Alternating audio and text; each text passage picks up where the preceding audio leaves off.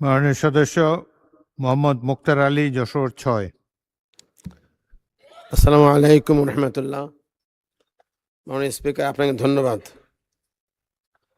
আমার আজকে উত্থাপন বিষয় আছে শিক্ষা ব্যবস্থায় এআই শিক্ষাকে অন্তর্ভুক্তি প্রসঙ্গে। আমরা সবাই জানি এআই লিটারেসি দ্রুত ডিজিটাল লিটারেসিতে পরিণত হচ্ছে। এই জন্য ক্রমবর্ধমানভাবে এআইয়ের প্রতি আকর্ষণ সৃষ্টি হয়েছে এবং যারা স্নাতকধারী তাদের জন্য এই জ্ঞানটা একান্ত আবশ্যক হয়ে উঠেছে। বাংলাদেশে এর গুরুত্ব অনস্বীকার্য এবং নীতিমালা প্রণয়ন, শিক্ষক প্রশিক্ষণ এবং প্রাতিষ্ঠানিক পর্যায়ে পরীক্ষামূলক উদ্যোগ গ্রহণ করা হয়েছে আমরা জানতে পেরেছি।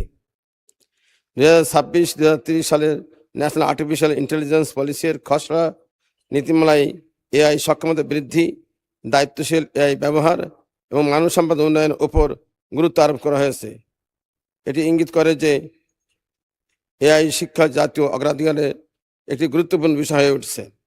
তবে যেসব দেশ ইতিমধ্যে প্রাথমিক পর্যায় থেকেই বিদ্যালয়ের কারিকুলাম এআই শিক্ষা অন্তর্ভুক্ত করেছে, তাদের তুলনায় বাংলাদেশ বাস্তবায়নের দিক থেকে একেবারেই প্রাথমিক পর্যায়ে অবস্থান করছে। শিক্ষার্থীদের এআই নির্ভর কর্মবাজারে জন্য প্রস্তুত করতে বাংলাদেশে অন্ততপক্ষে নিম্ন মাধ্যমিক বিদ্যালয় থেকে বিশ্ববিদ্যালয় পর্যন্ত একটি সমন্বিত, সুসংগঠিত ও ধাপে ধাপে অগ্রসরমান শিক্ষা কাঠামোর প্রয়োজন, যার মাধ্যমে ভাষা, বিশেষ করে ইংরেজি ভাষা, গণিত এবং ডিজিটাল দক্ষতার পাশাপাশি এআই শিক্ষাকে